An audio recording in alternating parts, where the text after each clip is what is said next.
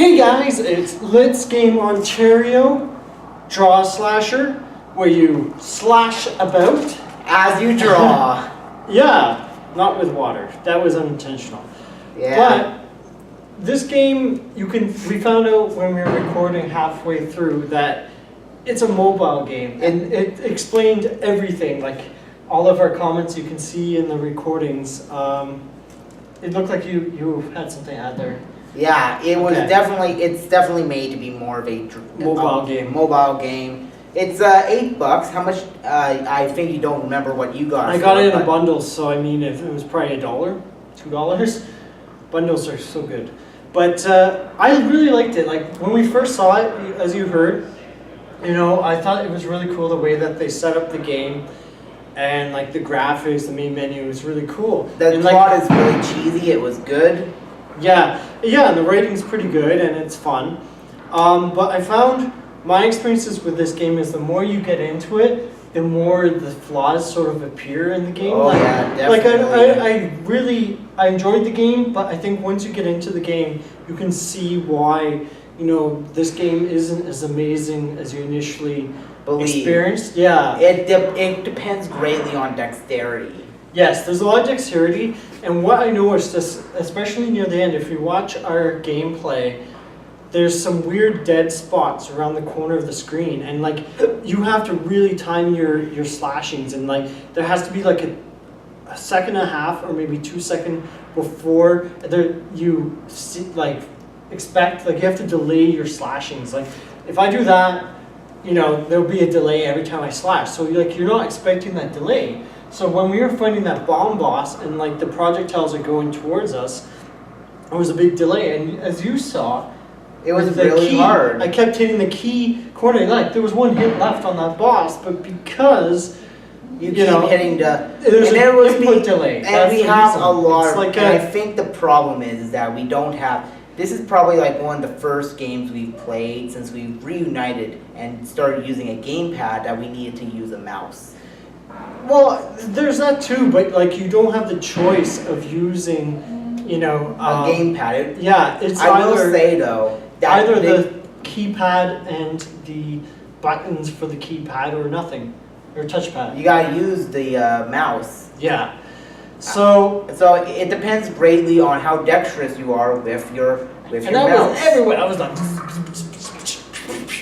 And that is the one good point I will give this game. It has a really cool good finger work aspect of the game, where you draw and you slash people, and if you're really good, you can slash multiple times by just. Well, yeah, you're just zooming around it all over the place. But yeah, that was the thing. Like the more I played this game, I was like, I really like this game, but the design, like the input lag was really noticeable against that boss, and like I didn't mind it the rest of the time. Like it was my fault for not timing it right, but like there was that. It was definitely challenging. And it feels like for me, like I'm not bashing the game. I'm just saying these are the actual. We like to be brutally honest with you guys because we're gamers too. Yeah. Right? We do this out of passion, and I really noticed that I felt there was a lot of filler. Like when you first play the game, it's got a good pace, but I found like we started going through those different scenarios, and it's like when are these checkpoints going to end? When is the boss going to show up? And then once we got to the boss, it was like a case of be careful what you wish for. You're gonna die. Yeah. I will say this though, the boss and the level design are really imaginative. There's one level where you have to get past a group of people who are blowing fire at you, and you have to sneak under them. You can't slash them with the draw slash thing, so you have to actually go across and then cut the rope at the very end of this tunnel of fire. I thought that was cool. To be brutally honest, I didn't think that was particularly unique. I think the graphic style, I would say, was pretty cool.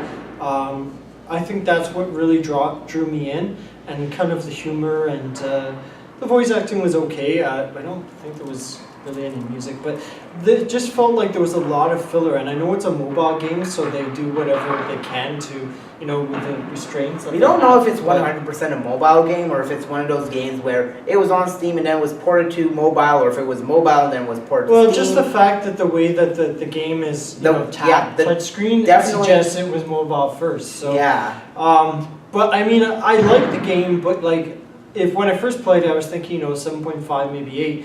But the way that they ported it to the PC, we didn't get a chance. We'll give it a fair trial. We didn't try it with a mouse because the Surface doesn't work on that countertop, unfortunately. Yeah. But I just found like it was cool, but it was definitely like a mobile game where it's distracting. It's definitely one distraction more than. I really like the game. Don't get us wrong. I really love the gameplay. I really love the design aesthetics. I love everything about this game. I just feel like this was born on the wrong system.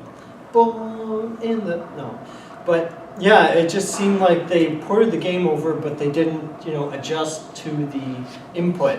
And the fact that there's input lag, I would love for them to fix that. But I mean, yeah, it seems strange. I don't know, maybe we should do that on a desktop to see, but that's definitely something you should factor in. Yeah. I got it in a bundle, so I mean, it's not like I paid out, more than a few bucks for this game and a few others, but, if you're buying this game and it's $10, so like, it kind of feels like the more you get into it, it's kind of a shame. Oh no, the lights. This keeps happening to us. But yeah, I liked it, but definitely it needs some improvements. It can be kind of frustrating. I personally say get it on mobile. It's better on mobile. Well, it might be better. I mean, it's designed for that rather than anything else. Yeah, so, because look, like you can just swipe over the screen with such ease. People don't realize like the way you play a game is so crucial. The music, everything's got to be in sync together, and this is a game where I like it, but like I don't see it being a PC game. It doesn't have the Nintendo seal quality. Well, then again, it's a Steam game, so it doesn't really. Yeah. The better idea is that it doesn't have the Gabe Newell approval. It doesn't have the Steam stamp of quality. But no, I thought it was cool. Like, don't get me wrong, but I felt like the more we got into it, like. There was a lot of repetitive characters. That was one. Yeah, it's like, when is this gonna end? That's what it felt like. That was the one issue I wanted to bring up when I was talking about that one level. Where it's like you have to do that 3 times, maybe 4. I don't remember. And you it was like a few times. It was like so many times, and then you have to do the same thing over and over, and it was like. That's why I think it was a mobile game first, because there was a lot of filler and.